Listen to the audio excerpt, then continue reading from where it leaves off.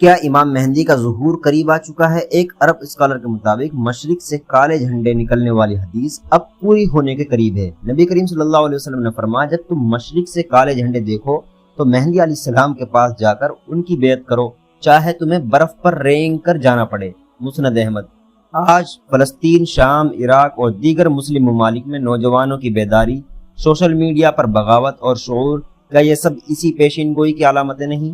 اور پھر حرمین شریفین کے آس پاس بڑھتی تبدیلیاں، مکہ اور مدینہ میں پرانے اسلامی مقامات کو گرا کر ہوٹل، ٹاور اور مارکیٹس تعمیر ہو چکی ہیں۔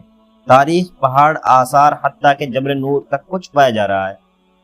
حج اور عمرہ کے طریقے بدل چکے ہیں، QR کوڈ، فیس اور سخت پابندیاں۔ کیا اس حدیث کی ابتدا ہے جس میں حج بند ہونے کی بات کہی گئی ہے؟ علماء کہتے ہیں حرمین اب صرف عبادت کا مرکز نہیں رہا بلکہ دنیاوی مفادات کا ہدف بنتا جا رہا ہے۔